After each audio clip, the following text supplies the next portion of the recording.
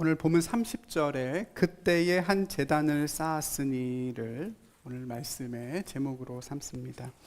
이 말씀이 저와 여러분의 삶이 되기를 바랍니다.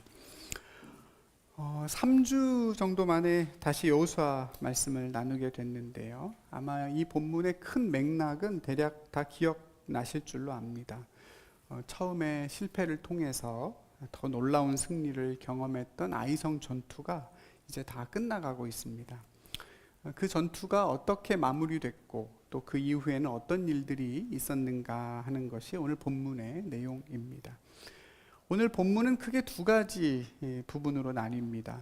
앞쪽에 있는 24절부터 29절까지는 아이성 전투의 마지막 승리 장면과 그 이후의 처리 과정을 기록하고 있습니다. 이스라엘 백성들을 추격해 오던 아이성 군대를 들판에서 다 진멸하고 성 안에 있는 백성까지 모두 12,000명의 사람들이 그날 엎드러졌다, 이렇게 성경은 말하고 있는데요. 다만 이제 그 성에 있던 가축과 전리품들은 하나님의 말씀대로 이스라엘 백성들이 차지하게 됐습니다. 이런 과정에서 오늘 본문은 두 가지 인상적인 내용을 언급합니다. 먼저는 아이성 주민들을 진멸하여 하나님께 바칠 때까지 여호수아가 단창을 든 손을 거두지 않았다는 26절의 내용입니다. 여러분, 여호수아의 이 단창은 사실 그 매복 부대와 정해놓았던 일종의 군사 신호였죠. 여호수아가 단창을 들어서 아이성을 향해 가리키게 되면 그 신호에 맞춰서 매복해 있던 군사들이 일거에 성 안으로 들어가기로 되어 있었고 실제로 그렇게 아이성을 점령하게 됩니다. 그런데 한 가지 이상한 점은 그 성을 점령한 이후에도 여호수아가 손을 내리지 않았다 하는 것입니다. 복병들이 들어가서 성을 다 점령하고 또 성 밖으로 나와서 여호수아와 주력 부대를 도와 들판에 있는 아이성 부대를 다 물리치고 또 다시 성으로 들어가서 아이성을 진멸하여 하나님께 희생 제물로 바칠 때까지도 단창을 들고 있는 여호수아의 손이 내려오지 않았다, 이렇게 성경은 기록합니다. 꽤 긴 시간이고 팔도 많이 아팠을 텐데 여러분, 여호와가 아니라 여호수아는 왜 그랬을까요? 이와 비슷한 장면은 우리는 출애굽기에서도 본 적이 있습니다. 홍해를 건너 광야로 나온 출애굽한 이스라엘 백성들을 광야의 호전적인 민족이었던 아말렉이 공격을 하게 됩니다. 모세가 여호수아를 전쟁터에 내보내고 자신은 산 꼭대기에 올라가 지팡이를 들고 두 손을 들고 하나님께 기도하죠. 놀랍게도 모세가 손을 들면 이스라엘이 이기고 손을 내리면 아말렉이 이깁니다. 계속 들고는 있어야 되는데 너무 힘드니까 아론과 훌이라는 두 사람이 좌우 옆에서 한 팔씩 들고 손이 내려오지 않게 해서 결국 여호수아가 아말렉을 무찌른 사건입니다. 당시에는 전쟁터에 있던 여호수아가 이번에는 팔을 듭니다. 모세의 자리에 여호수아가 있는 셈입니다. 물론 모세처럼 여호수아가 단창을 들어 올린 그것이 직접적인 이스라엘의 승리의 원인이 아니기 때문에 그때와는 상황이 조금 다릅니다. 그런데도 오늘 성경은 이 부분을 명확하게 기록해 놓고 있죠. 아이성을 진멸하여 하나님께 바치기까지 단창을 든 그 손을 내리지 않았다, 거두지 않았다. 여러분, 왜 여호수아는 자신의 손을 드는 일이 승패와 무관한 것을 알면서도, 손을 내린다고 해서 이스라엘이 지는 것이 아님을 알면서도 왜 그 손을 내리지 않았을까요? 그리고 그 부분을 왜 성경은 중요하게 따로 기록하고 있을까요? 비록 여호수아가 손을 들고 있어서 이스라엘이 승리한 것은 아니지만 그의 그런 행위는 하나님을 향한 또 이스라엘 백성을 향한 분명한 메시지를 전하고 있습니다. 이 전쟁은 하나님께 속해 있으며 오직 하나님의 임재와 도움으로만 승리할 수 있다는 사실을 백성들에게 또 자기 자신에게 선포하고 있습니다. 전쟁이 시작되기 전에 하나님은 여호수아에게 말씀하셨습니다. 두려워하지도 말고 놀라지도 말라. 내가 이 성을 네 손에 넘겼다 했습니다. 중요한 건 단창이 아니라 여호수아의 손입니다. 그 손에 하나님이 아이성을 주시겠다고 약속했기 때문인데요.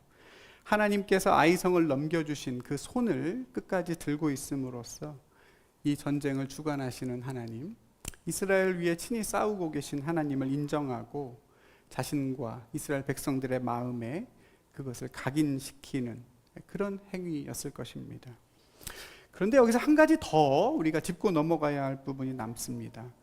여호수아는 이 전쟁에서 승리한 이후에도 여전히 팔을 내리지 않았다는 점입니다. 그가 손을 거두었다는 것은 26절에 나오지만 사실상 실질적인 전쟁의 승패는 그 이전에 판가름 났습니다. 아이성의 모든 군대가 전멸했습니다. 그 왕을 생포했습니다. 그 내용이 22절과 23절에 나옵니다. 성 안에도 일부의 여성과 아이들과 백성들이 남아 있었지만 그걸 전투라고 보기는 어렵습니다. 승패는 이미 결정났고 남은 것은 아이성을 폐허로 해서 노획물을 취하여 나누는 것밖에 남지 않았습니다. 그런데 여호수아는 그 백성들을, 아이성을 진멸하여 하나님께 바칠 때까지 단창을 든 손을 내리지 않았습니다. 여러분 생각해 보면 그 장면을 머릿속으로 그려보면 좀 어색하지 않았겠습니까? 싸움은 다 끝났습니다. 다 이겼고 승리했는데 여호수아가 여전히 단창을 든 손을 내리지 않고 성으로 들어가고 있습니다. 다른 사람들은 다 승리에 취해서 이겼다 서로 격려하고 좋아하며 들어가고 있는 그 순간에 총사령관인 여호수아가 손을 내리지 않는 겁니다. 이게 뭘까? 다 끝난 마당에 왜 저 사람은 아직도 손을 내리지 않는 걸까? 분명히 다 수군거렸을 겁니다. 아직 아니라는 거죠. 여호수아에게 있어서의 진정한 승리는 적에게 이긴 승리가 아닌 겁니다. 그 성을 진멸하여 바치는 것, 그것이 하나님의 명령이었고 그 순종의 때까지는 여호수아는 손을 내리지 않았습니다. 적에게 이겼을 때가 아니라 그 일을 이루어내신 하나님을 인정하고 감사할 때, 적이 나에게 무릎 꿇을 때가 아니라 그 사실로 인하여 내가 하나님 앞에 무릎을 꿇게 됐을 때, 여호수아는 그때가 승리의 순간입니다. 그때까지 그의 싸움은 계속되고 있었고 그 사실을 여호수아는 몸으로 고백하고 있는 겁니다. 여러분, 우리가 바라거나 간절히 원하던 일들을 이루어냈을 때 혹은 중요한 기도의 응답을 받았을 때 한번 생각해 보십시오. 그거 없으면 죽을 것 같았고 그것만 이루어지면 모든 게 다 해결될 것처럼 우리는 생각하지만 사실은 그 승리가 궁극적인 승리도 아니고 때론 그 승리에 우리 자신이 정복당할 때도 있습니다. 그 승리로 인해 더 큰 승리를 놓치게 되기도 하고 초심을 잃어버리고 그 승리에 매몰되어 우리의 성장이 멈추기도 합니다. 10명의 나병 환자가 예수님께 고침을 받았습니다. 몇 명이 예수님께 돌아와 감사를 고백했습니까? 네, 단 한 사람, 사마리아 사람만 돌아와서 주님 앞에 엎드립니다. 그를 향해 예수님 말씀하시죠. 나머지 9은 다 어디 갔느냐? 그렇게 물으시고 네 믿음이 너를 구원했다고 선언해 주십니다. 병이 나은 게 구원이 아니란 뜻입니다. 내 질병이 나은 그것이 궁극적인 구원이 아닙니다. 우리는 어차피 다시 또 질병에 들고 죽음에 이르기 때문입니다. 생명이신 그리스도께 돌아가는 것, 그분에게 감사하고 그분의 말씀 안에 거하는 것, 그래서 그분이 우리에게 주신 승리를 다스릴 수 있게 되는 것까지가 진정한 구원이요 승리입니다. 맞습니까? 우리가 수련회 때 감사가 하나님을 향한 우리의 사랑의 가장 중요한 부분이라고 했습니다. 주님께로 돌아가서 엎드려 감사했던 사마리아인처럼 하나님께 진멸하여 바치라, 희생 제물로 바치라는 그 예배의 자리까지 그 팔을 내리지 않았던 여호수아처럼 여러분 꼭 하나님께 감사하는 자가 되시기를 바랍니다. 그 감사가 여러분의 승리를 완성해낼 것입니다. 아이성 전쟁을 마무리하는 데 있어서 나타나는 두 번째 특징은 죽은 아이 왕의 시신을 저녁까지 나무에 매달았다가 해질녘이 돼서 그 나무에서 내리라고 명령했다는 점입니다. 성을 정복했을 때 그 왕을 죽이는 일은 당연한 전쟁의 수순인데 굳이 이 부분을 본문이 기록하고 있는 이유가 있을 겁니다. 그리고 그 왕의 시신을 저녁까지 매달아 뒀다 하는 것은 또 무슨 뜻이겠습니까? 아시는 것처럼 성경에서 시체를 나무에 매다는 일은 그 사람이, 그 시신이 하나님께 저주를 받았다는 것을 상징하는 일종의 표현입니다. 나무에 달려있는 자는 하나님께 저주를 받았다. 신명기 21장에 나오는 말씀입니다. 그러니까 일반적으로 죽은 것이 아니라, 죽을 때가 되어서 죽은 것이 아니라 하나님의 심판과 저주로 인하여 죽었다는 사실을 당시 사람들은 그렇게 그 시신을 나무 위에 매달아 많은 사람들이 그 죽음을 볼 수 있게 하는 방식으로 행했습니다. 사도 바울은 예수님의 십자가 죽음을 바로 그 차원에서 설명했죠. 그리스도께서 우리를 위하여 저주를 받은 바 되사 십자가에 달려 율법의 저주에서 우리를 속량하셨다. 기록된 바 나무에 달린 자마다 저주 아래에 있는 자라 하였음이라 이야기합니다.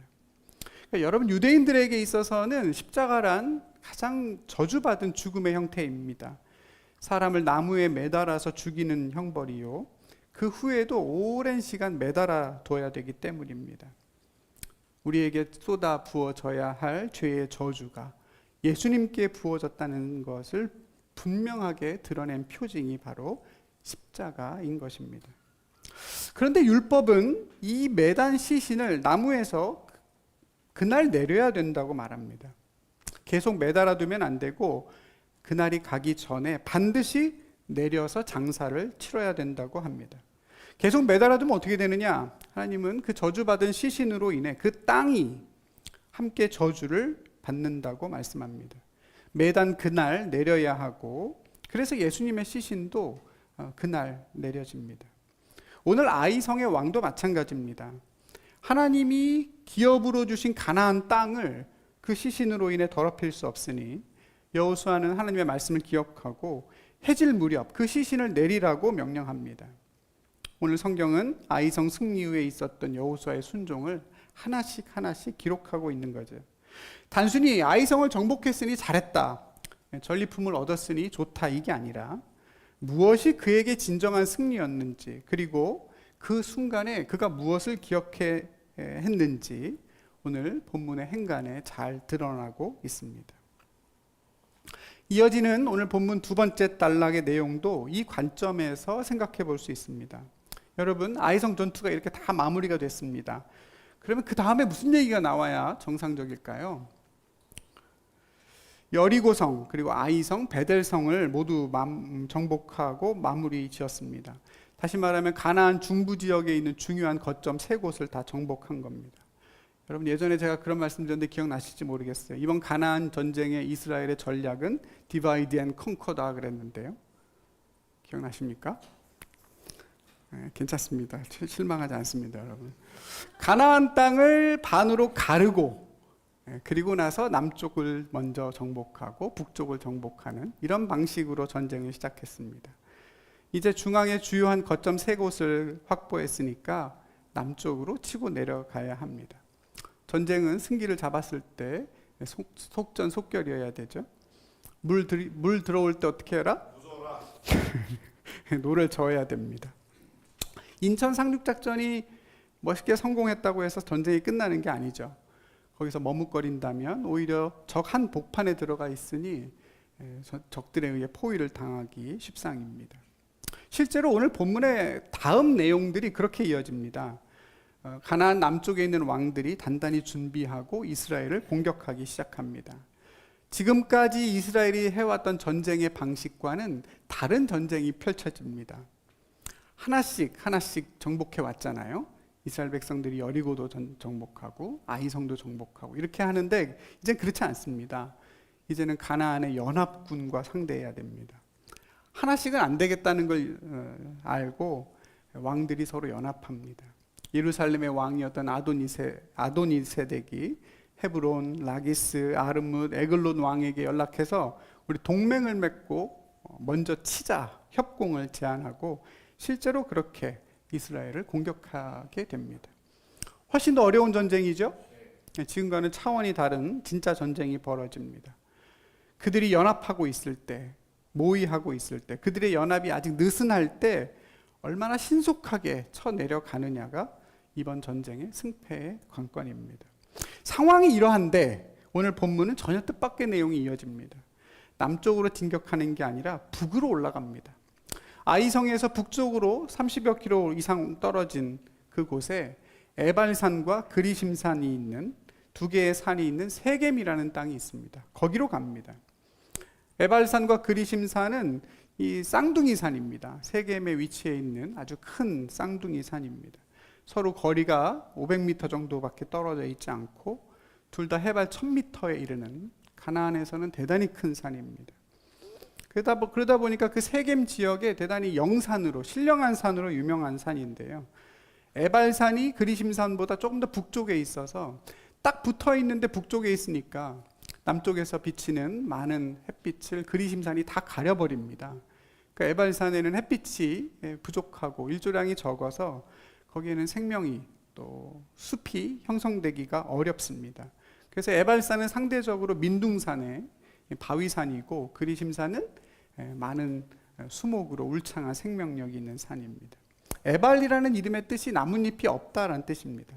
그러니까 완전히 아주 황폐해 있는 그런 산인 것이죠. 저희 집이 있는 그 북한산도 돌산입니다. 그래서 바위산이어서 눈이 오거나 이럴 때 이렇게 쫙 눈이 덮여 있는 그 정말 절경인데요. 돈 주고도 보기 어려운 절경을 제가 보고 삽니다만, 근데 이제 그게 다 녹고 나면 바위들만 보입니다. 민둥산이죠. 바위산인데 에발산이 그렇습니다. 그러다 보니까 에발산과 그리심산을 바라보는 사람들은 누구나 다 시각적으로 압니다. 에발산은 고난과 어떤 저주 이런 것들을 상징하고 그리심산은 인생의 좋은 날 그리고 축복과 이런 것들을 상징하는 산으로 시각적으로 확연히 구별이 됩니다. 어쨌든 이스라엘이 지금 거기로 갑니다. 오고 가는 데만 며칠이 걸릴 텐데 속전속결은 이미 다 물 건너갔습니다. 전쟁하기 위해서 훈련하러 가는 게 아니죠. 뭐 하러 갑니까? 오늘 본문에 보니까 세 가지 하러 갔습니다. 하나는 에발산에 제단을 쌓고 하나님께 예배를 드렸습니다. 왜 그리심산이 아니라 에발산에 쌓았을까? 나중에 궁금하신 분은 저한테 따로 물어보시면 답을 해드릴게요. 시간이 없어서 다음으로 넘어가려합니다. 에발산에 제단을 쌓고 거기서 예배를 드리죠. 그리고 나서 돌에다가 율법을 새깁니다. 직접 돌에다가 이렇게 글을 써서 율법의 말씀을 새기고 백성을 둘로 나누어서 너네 6지파는 에발산 앞에 서라, 나머지 6지파는 그리심산 앞에 서라 그래 놓고 신명기에 나오는 저주와 축복의 말씀을 선포합니다. 이렇게 하면 복을 받을 것이요 하면 백성들이 아멘 하고, 이렇게 하면 저주를 받을 것이요 하면 또 아멘 이렇게 대답하도록 그렇게 말씀을 낭독하게 되죠.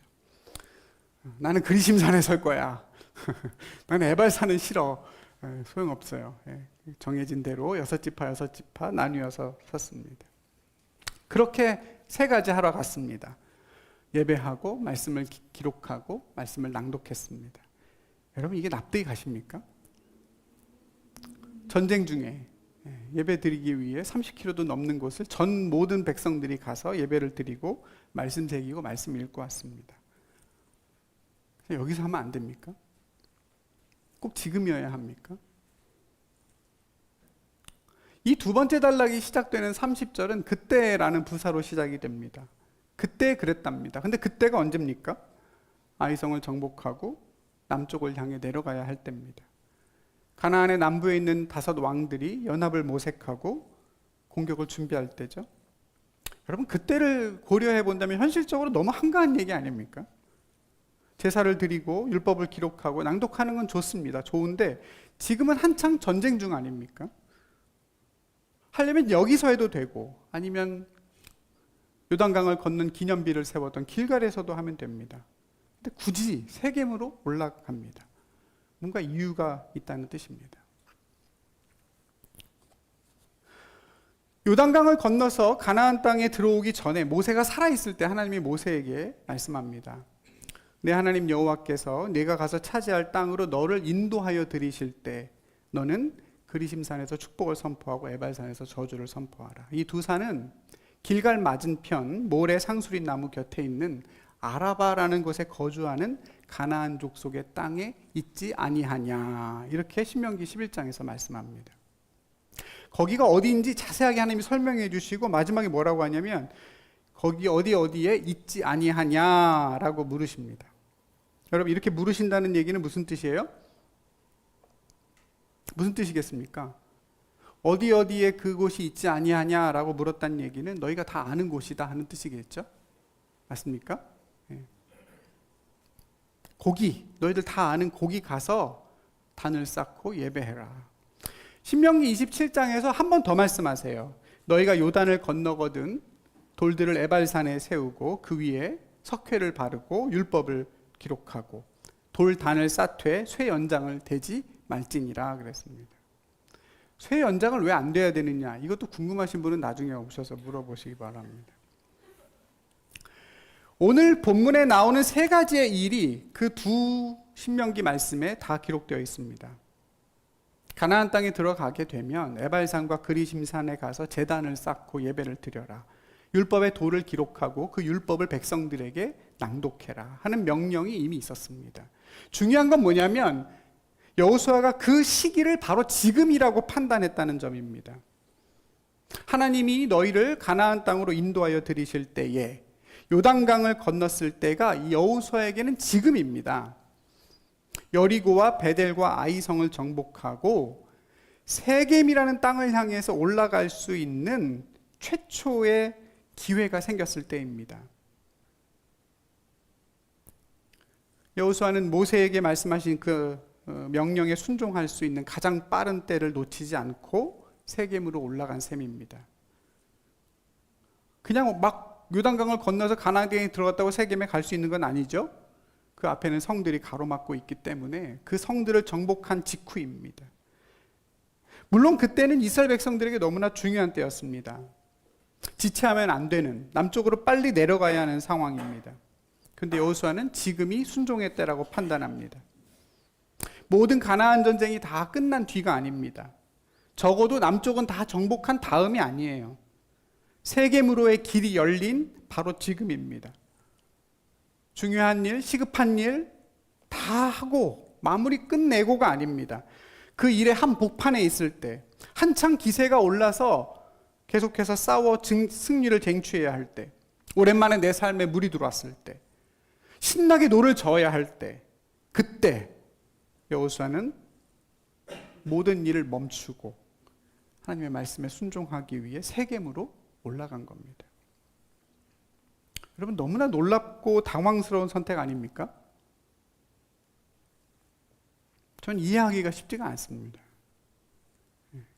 이게 우리가 여호수아가 그렇게 했다 그러니까 이해가 되는 장면이지, 전쟁이 터져서 내가 죽거나 네가 죽는 그 처절한 순간에 하나님의 말씀을 기억하고 그것을 지금 해내기 위해 세겜으로 올라간다는 건 저는 쉬운 일이 아닌 것 같습니다. 다만 한 가지는 알겠습니다. 여호수아가 하나님의 말씀에 대해 어떻게 생각했는가? 여호수아에게 하나님의 말씀이란, 명령이란 어떤 의미인가? 그건 분명하게 알 것 같습니다. 내 삶의 승리가 하나님께 달렸으면 물론이고, 나에게 있어서 진짜 승리란 그냥 세상에서 잘 되고 내가 원했던 일들을 이루어내는, 거기에 있는 것이 아니라 하나님과의 온전한 관계 속에서 하나님을 예배하고 그분의 말씀 앞에 순종하며 능히 모든 것들을 합력하여 선을 이루어내실 하나님을 기뻐하고 그분을 예배하는 그것이 여호수아에겐 참된 승리요 생명이란 사실을 우리는 볼 수 있습니다. 앞에서 아이성을 정복했을 때 이미 다 이긴 전쟁임에도 불구하고 하나님에게 그 성을 진멸하여 바치기 전까지 그 손을 내리지 않은 것도 같은 이유입니다. 내가 풀고 싶었던 어려운 문제가 결국 잘 풀려서 그것이 내 앞에 무릎 꿇을 때가 아니라 내가 그걸로 인하여 하나님 앞에 무릎 꿇을 때, 바로 그때가 진정한 승리의 순간이라고 믿은 것입니다. 하나님과의 관계가 잘못되면 나에게 무슨 나쁜 일이 생기는 그런 게 아니라 하나님과의 관계가 어그러진 그 자체가 이미 실패요, 죽음이라는 믿음이 있기 때문에 전쟁이 한창인 가나안 땅 한복판에서 예배를 선택할 수 있는 것입니다. 여러분, 이런 선택은 세상의 눈으로 보면 너무나 어리석고 순진한 모습이 아닐 수 없습니다. 그렇지 않습니까? 당연하지 않지 않습니까, 여러분? 그 정도가 아니라 이해하기 어렵습니다. 여러분, 성경을 연구하는 학자들이 뭐라고 얘기하냐면 이 본문의 위치가 원래 여기가 아니라고 주장하는 사람들이 많습니다. 그리고 그들의 주장을 뒷받침해 줄 성경의 사본적 증거가 있습니다. 구약 성경에 여러 개의 사본이 있는데 그 중에 일부의 사본은 이 본문이 여기가 아니라 더 뒤에 나옵니다. 그걸 알고 있는 학자들은 뭐라고 얘기하냐면, 이 본문의 위치가 여기가 아닐 가능성이, 합리적인 의심이 충분히 가능하다라고 생각합니다. 물론 많은 사본이 이 위치에 있기 때문에 그래도 그들의 주장이 일부만 고려되고 있습니다만, 사람들의 눈에 보기엔 이해가 안 되는 장면인 것입니다. 근데 여러분, 1장부터 지금까지 성경을 꼼꼼히 토파보며 살펴온 우리는 오늘 이 여호수아의 선택이 전혀 낯설지 않습니다. 하나님의 말씀에 순종하는 일, 모세가 한 명령에도 순종하는 일에 그는 진심이고 전심입니다. 전쟁을 위해서 가나안 땅에 들어온 게 아니라 마치 순종하러 들어온 사람처럼 보입니다. 전쟁에 이기기 위해 순종한 것이 아니라 순종을 위해서 전쟁하고 있는 것처럼, 저는 그게 여호수아의 진짜 모습이 아닌가 하는 생각이 들 정도입니다. 추측컨대 아마 여호수아는 왜 세겜으로 올라가라고 했는지, 왜 꼭 세겜에서 예배를 드려야 한다고 했는지도 하나님의 마음을 충분히 헤아리고 이해하고 있을 거라고 저는 생각합니다. 여러분, 왜 에발산과 그리심산이 있는 세겜이어야만 했을까요? 예배드리고 율법을 낭독하는 일은 어디서도 가능한데 왜 굳이 세겜으로 가야 된다고 했을까요? 궁금증이 남지 않습니까? 성경에서 세겜을 쳐봤습니다. 검색을 해봤더니 제일 먼저 세겜이라는 지명이 등장하는 게 창세기 12장입니다. 창세기 12장, 대략 언제인지 알겠시겠죠?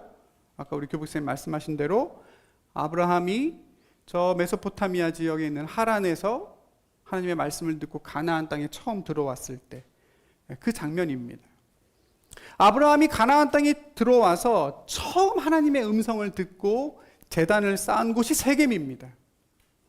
내가 이 땅을 너의 자손들에게 주겠다는 언약을 말씀하셨고 그 언약에 반응해서 하나님께 단을 쌓은 곳입니다. 사실 그때 아브라함은 아무것도 없었죠, 여러분. 그죠? 땅도 없었고 자녀도 없었고 자녀를 낳을 가능성도 없었습니다. 땅 한 평도 없어서 하나님을 향한 예배 제단을 어디에 쌓느냐? 성경에 보면 가나안 사람들이 거주하고 있는 세겜 땅 모래 상수리 나무라고 나옵니다. 가나안 사람들이 거주하고 있는 모래라는 곳에 상수리 나무 옆이라고 말합니다. 내 땅이 아니라 가나안 사람들의 땅에다가 상수리 나무 옆에다가 하나님을 위한 제단을 처음 쌓았습니다. 여러분, 상수리 나무는 가나안 땅에서 대단히 신령한 나무입니다. 왜냐하면 근동에서 자라는 일반적인 나무들과 달리 이 나무는 엄청 높이 울창하게 자라요. 10m 기본 넘어서 15m까지 자라는데 그 나뭇가지들이 얼마나 무겁고 풍성하냐면 이게 마치 원형으로 아래까지 쫙 내려옵니다. 나뭇가지들이 위에 있는 게 아니라 무거워서 아래로 쫙 내려와요.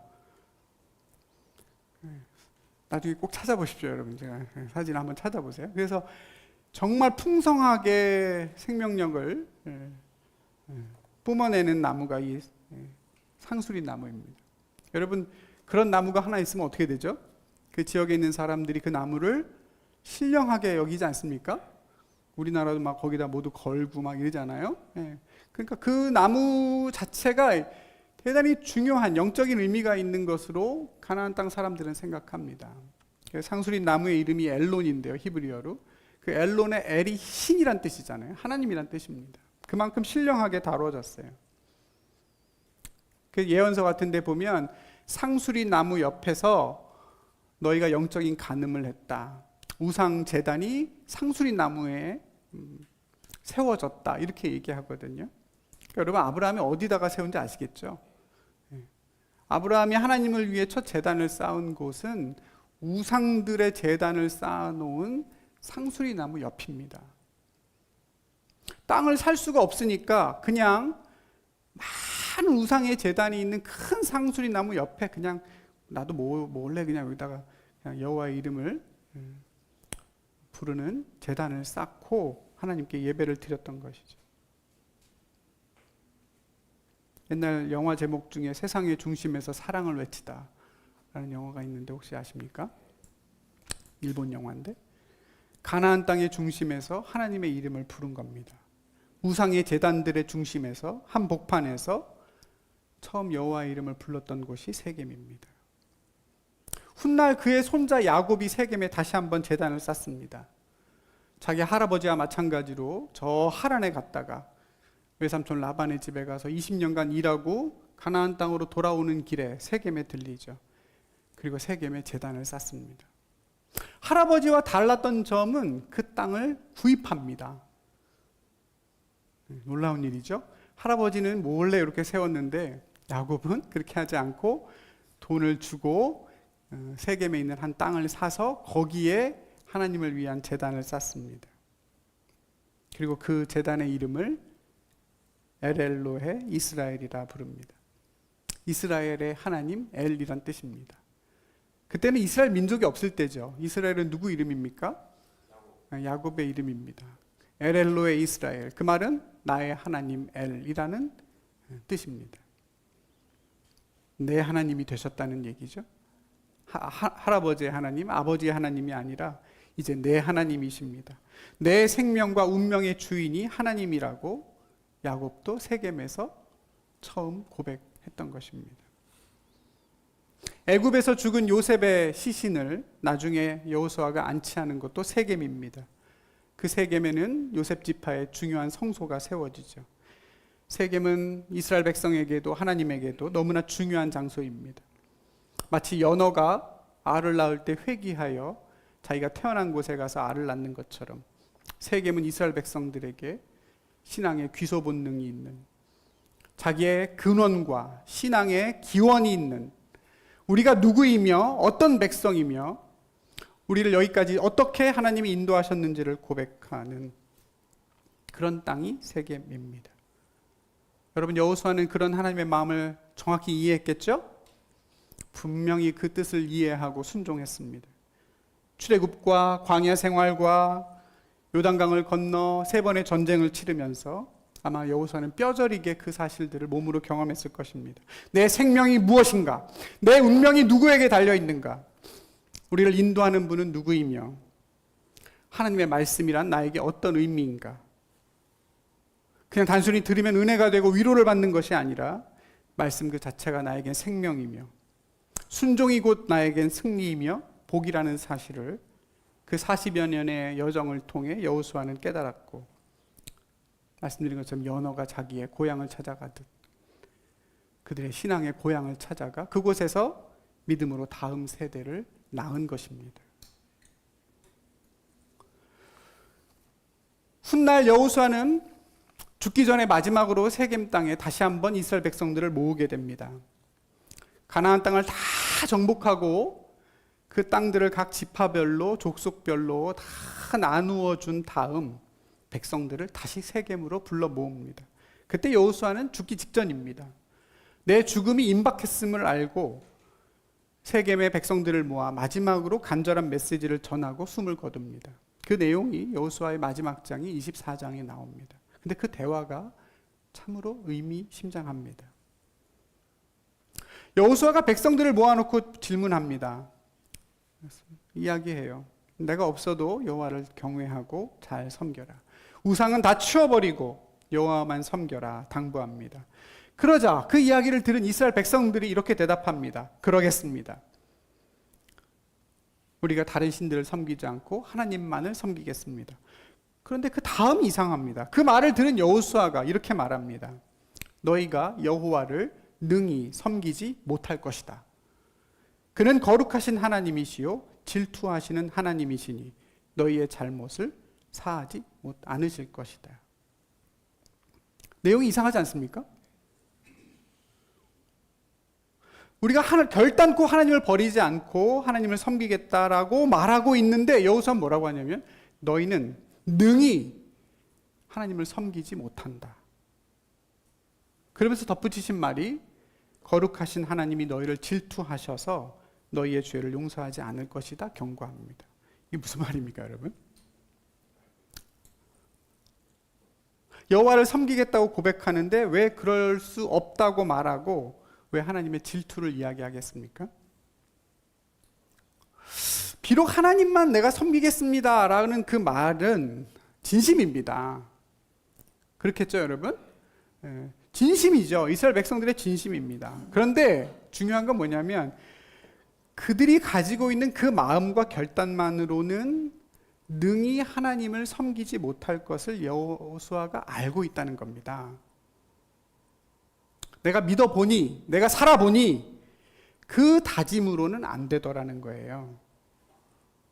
정말로 하나님이 나에게는 주님이시고 그분의 말씀이 나에게 생명이라고 하는 마음이 없는 한, 그게 내 마음으로 정말로 믿어지지 않는 한 전쟁을 멈추고 세겜으로 올라갈 수 있는 것이 아닌 한 하나님을 사랑할 수 없다는 얘기입니다. 이해되지 않습니까, 여러분? 하나님의 말씀에 순종하고 싶고 그렇게 노력하지만 안 되지 않습니까? 바쁘고 분주하기 때문에 하나님의 말씀이나 예배는 우리에게서 늘 뒷전 아닙니까? 왜 그렇습니까? 우리의 진심이 없어서가 아니지 않습니까?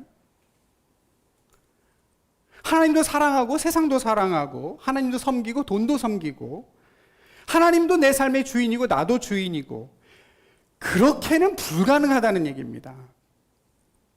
하나님이 세상의 많은 좋은 우상들 중에 하나가 돼버리고 내가 성공하기 위해 승리하기 위해 하나님께 예배하는 그런 신앙으로는 그건 언제나 변질되기 때문에 결국 질투하시는 하나님 앞에서 온전히 그를 사랑할 수 없다는 얘기입니다. 사랑하는 여러분, 하나님을 사랑하는 것은 다른 것과 겸하여 되는 일이 아닙니다. 함께 되는 일이 아닙니다. 내가 하나님도 섬기고 이것도 섬겨보고 싶지만 사실은 불가능합니다. 그래서 신앙에 있어서 가장 위험한 말이 우선순위입니다. 그건 대단히 큰 함정이에요. 나는 우선순위를 기도에 둔다. 나는 예배에 우선순위를 둔다. 순종이 나의 삶의 우선순위다. 능히 하나님을 섬길 수가 없습니다. 이것도 해야 되고 저것도 해야 되고 이것도 중요하고 이것도 중요한데 그 중에 나에게는 제일 중요한 게 이겁니다. 그거 안 된다는 뜻입니다. 그건 순위의 문제가 아니라 전부냐 아니냐의 문제입니다. 전부가 아니기 때문에 못합니다, 우리는 여러분.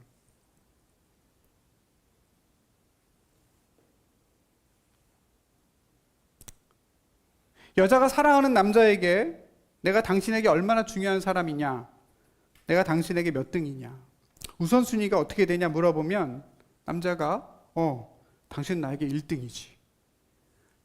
영숙이가 2등이고 춘자는 3등이야. 당신이 나에게 1등이야. 여러분 이게 가능합니까? 그게 안 되는 것, 불가능한 게 사랑이죠. 비교해서 1등인 게 아니라 비교도 안 되는 차원에 있기 때문에 그게 사랑입니다. 하나님을 섬기는 것도 사랑하는 것도 말씀을 묵상하고 순종하는 것도 마찬가지입니다. 전부가 안 되면 못합니다. 그래서 하나님이 질투를 말씀하시죠. 아시겠습니까? 그게 다른 어떤 것보다 하나님이 조금 더 중요해서 1등이어서 하나님께 중요한 게 아닙니다, 여러분. 그걸로 안 됩니다, 신앙은. 그분이 내 생명이라는 믿음이 없으면, 하나님의 말씀이 나에겐 살고 죽는 문제가라는 사실이 받아들여지지 않으면, 와닿지 않으면 말씀을 읽을 수도 없고 순종할 수도 없는 것이 우리의 신앙입니다.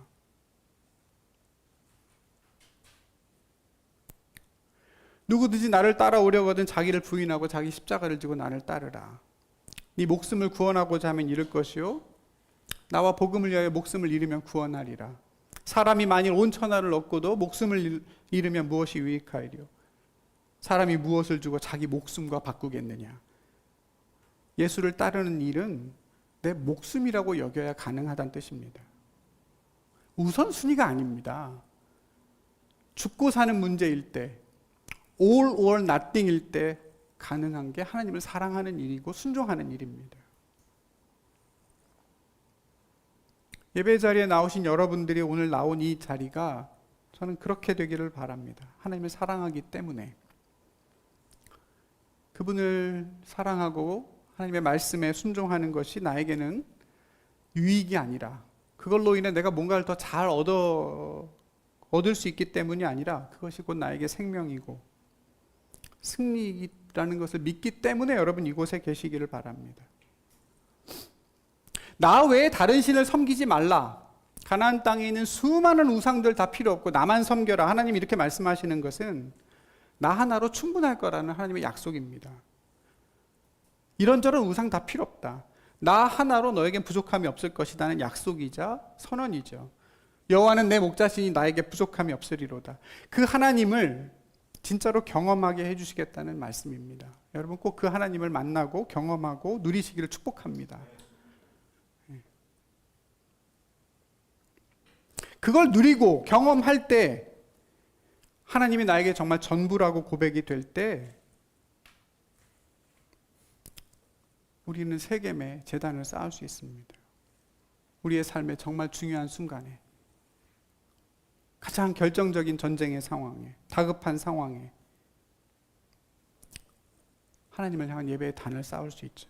말씀에 순종하는 진정한 승리를 맛보기 전까지는 단창을 들어올린 그 기도의 손을 내리지 않는 그 자리까지 우리는 갈 수 있습니다. 저는 여러분이 하나님을 그렇게 만나셨기를 간절히 바라고 그 만남이 계속해서 새로워지기를 축복합니다. 그게 만약에 아직 경험이 안 됐다면 어쩔 수 없습니다, 여러분.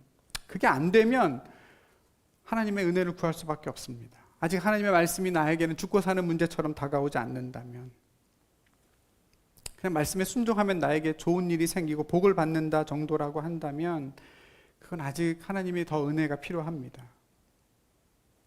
하나님이 은혜를 주셔서 엘엘로헤 이스라엘, 나의 하나님이라고 고백하게 해주시기를 바랍니다. 설교가 좀 길어졌지만 사실 이 본문은 저는 개인적으로 이 여호수아서 전체의 클라이맥스라고 생각합니다. 가나안 전쟁의 본질이 무엇인가를 설명해 주는 본문이고, 하나님을 감탄하고 감사하고 사랑하는 여호수아와 이스라엘 백성들의 가장 순수한 모습일 때입니다. 가나안을 정복하기 위해서 하나님께 순종하는 것이 아니라 하나님을 사랑하고 순종하기 위해서 가나안을 정복해가는 아주 온전한 신앙의 길 위에 그들이 서 있습니다. 수련회 때 우리 별이 빛나는 밤에라는 얘기를 했었는데, 아마 여호수아와 이스라엘 백성들에겐 이때가 별이 빛나는 밤이었을 겁니다. 여러분, 우리도 그 길 위에 지금 있습니다. 예수 믿고 복 받는 길이 아니라 예수 그리스도가 궁극적인 복이요, 그분을 따르는 일이 우리에겐 가장 큰 축복이라는 사실을 믿고 우린 그 길을 걸어가야 합니다. 들으면 위로가 되고 평안해지는 말씀이 아니라 그게 내 호흡이기 때문에, 생명이기 때문에 살기 위해 말씀을 붙잡아야 합니다. 그 말씀은 지금도 저와 여러분의 전부를 원하고 계시고 우리의 삶의 모든 부분을 간섭하기를 요구하십니다. 하나님은 질투로 우리를 사랑하시고 저와 여러분을 세상과 나누어서 갖기를 원하지 않으십니다. 사랑하는 우리 성도 여러분, 하나님의 그 사랑을 꼭 누리고 새롭게 경험하고, 그래서 우리도 하나님을 그렇게 질투로 사랑할 수 있는, 나의 전부로 사랑할 수 있는 저와 여러분의 삶이 되기를 주님의 이름으로 간절히 축복합니다. 기도하겠습니다.